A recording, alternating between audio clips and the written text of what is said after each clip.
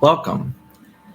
Likelihood of you clicking this video because maybe you just played your first game of Lorcana, maybe you were at your local gaming store, saw some friends playing, or saw some just, random gamers in the, LGS hanging out, and you saw this brand new wild game with characters that you love and have endured probably your entire life. Well, I'm here to help you out. I'm here to give you 7 tips to becoming a better player in Disney Lorcana. This is targeted for newer players, but in all honesty, any player may be able to gain some type of knowledge from the tips in this video. So let's get into it, let's move forward, and let's help you enter the wonderful world of Disney Lorcana to become the better Illuminaire. So I want to talk about understanding the basics. And of course, I know it sounds simple. I know, you've heard it all before, but in all honesty, one of the most important things in all of any game that you're learning is to learn the essential rules and terminology.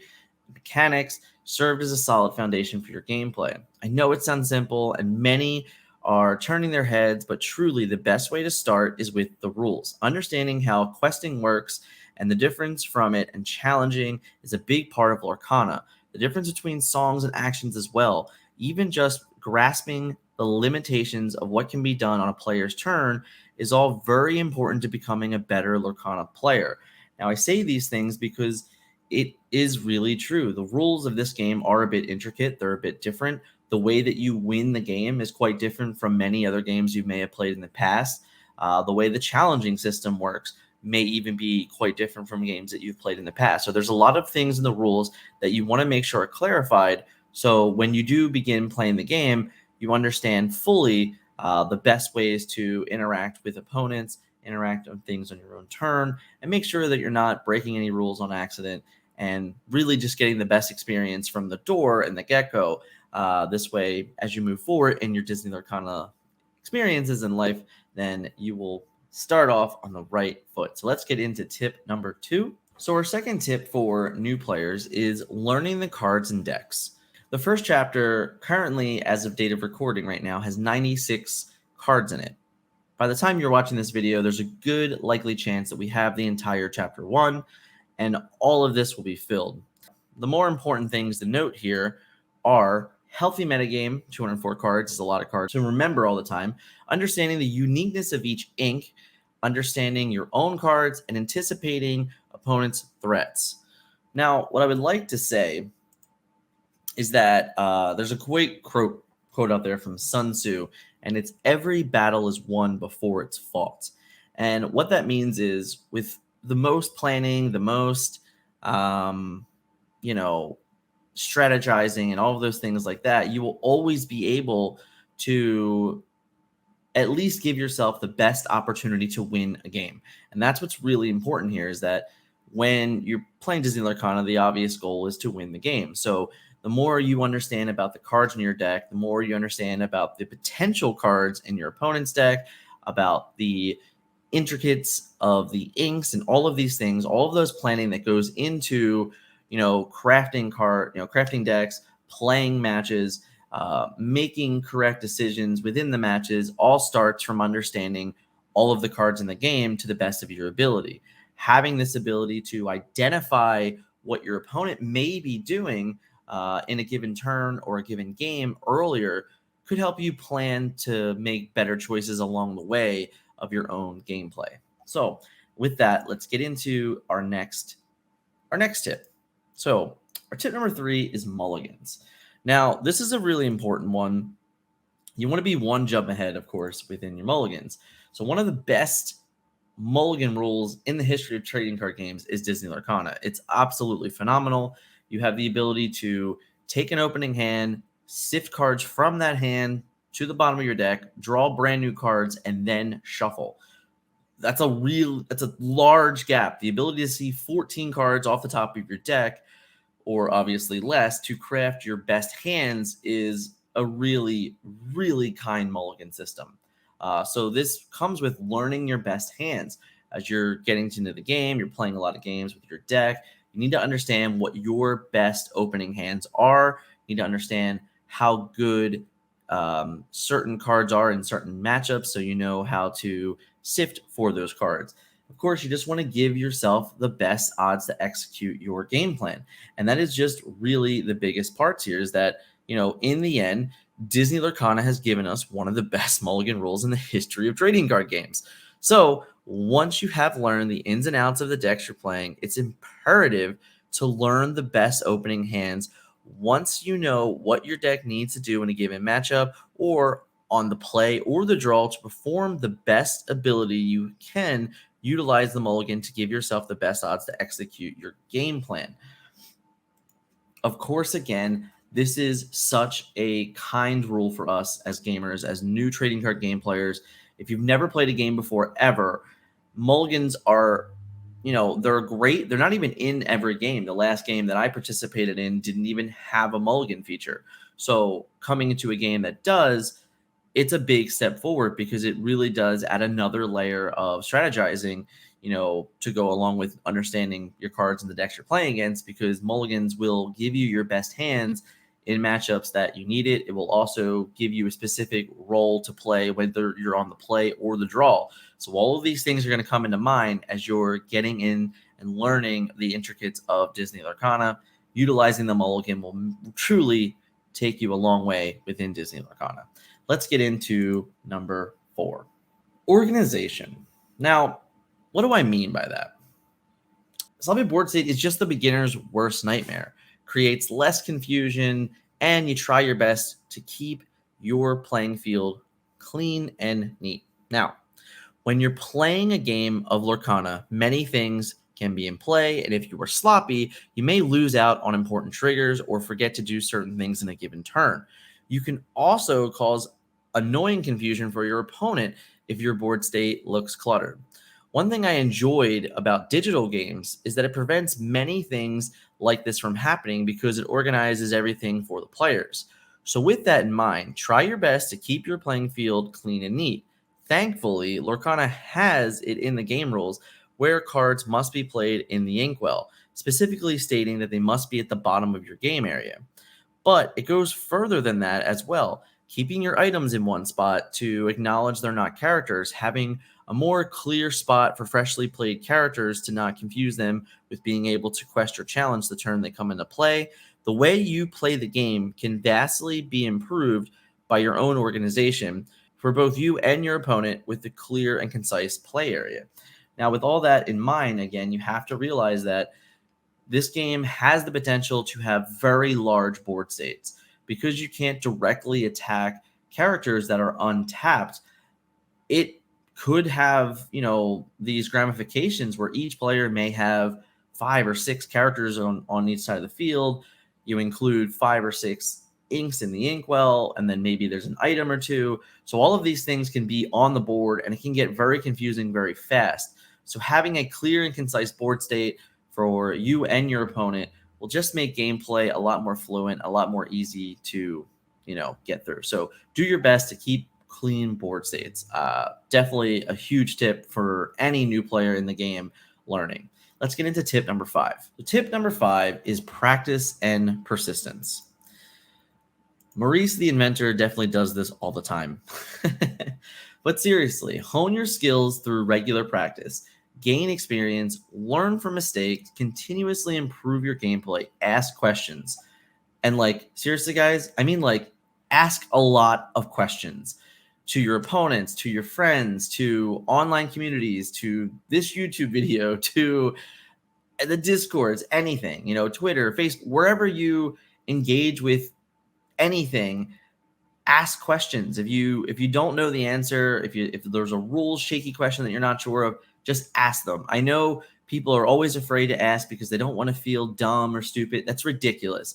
The best way to get better at any given game is ask the questions so you know sooner rather than later that you're doing something correctly. So just ask the questions. I can't even be more about it. Just do not be afraid to ask questions.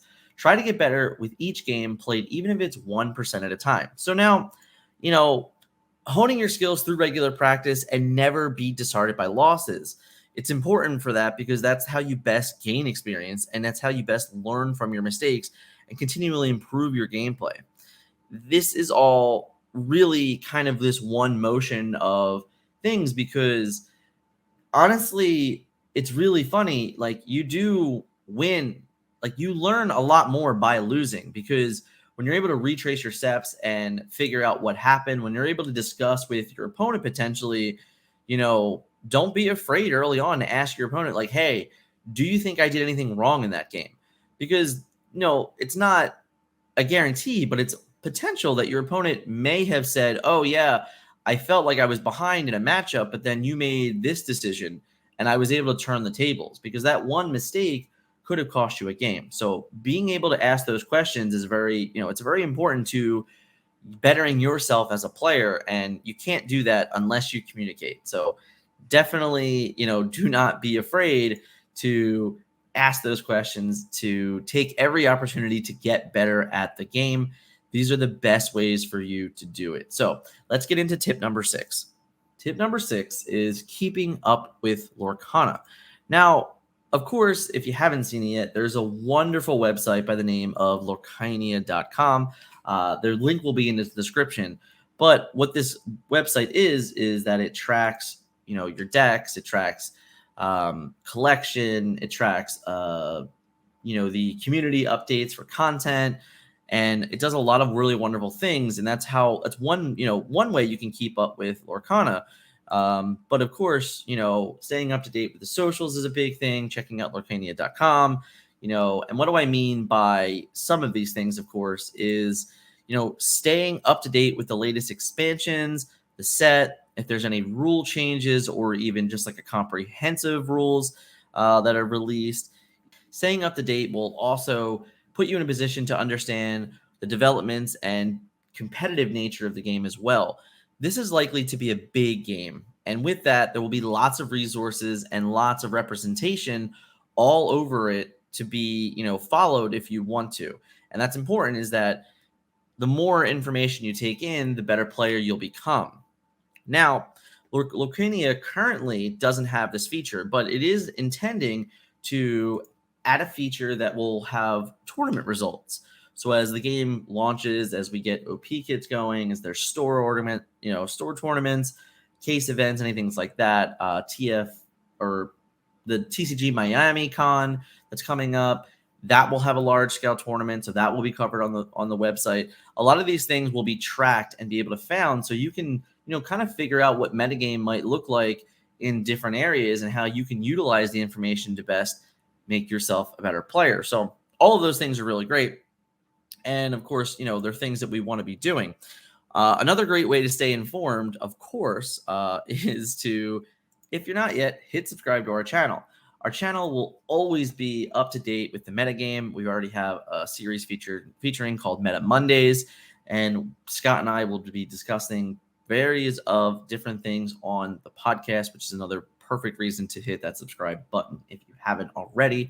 Of course, if you haven't heard from us yet, we run a contest for all the way up to 1,000 subscribers. Every time we hit a 100 mile marker, we're going to be giving away a free set of Disney 100 sleeves. I'll put one on the screen here.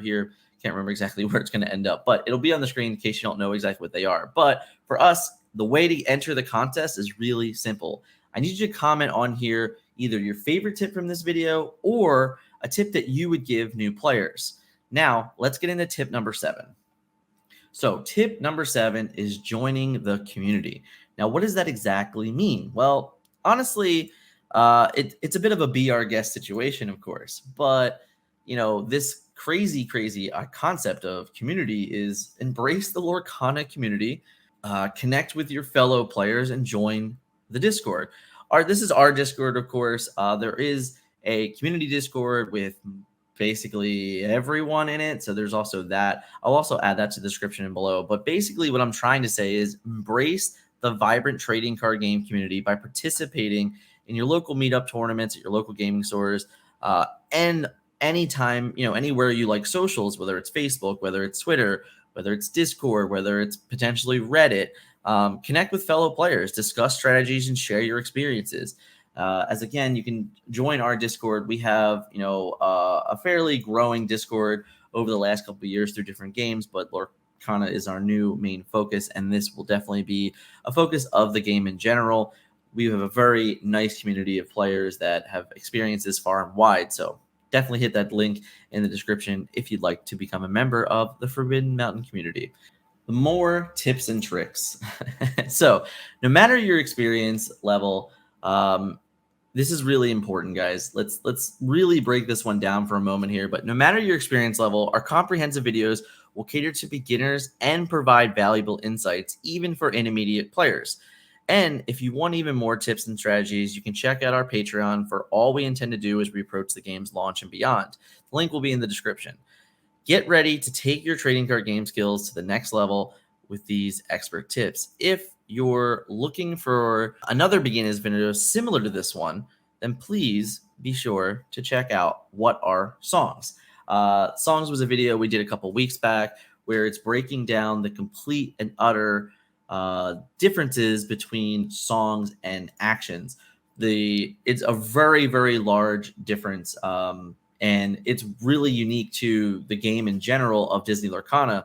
And this concept of how songs will work within the game and the different ways to utilize them is really, really important to understand. So rather than kind of squeezing a little portion of it here, we put an entire video out on it already, which you can check now. Now, of course, last but not least, what I have to say is, once again, if you haven't already, if the video helped you out in any which way, please hit that like button for me. Definitely helps us as we continue to grow. Hit the subscribe button. Join the Discord community. You know, this is a really growing, loving, friendly community that is really looking into helping players grow within the game. It is our number one goal to do two things. One, make you a better player. Two, give you the up-to-date information for anything financial on that side of the game, because it's also important to be informed on those things, to know how to best spend your pennies and dollars, and of course all those things. So last but not least, check out What Are Songs and learn the best ins and out for beginners. Thank you guys so much for watching today, and I will catch you guys in the next video.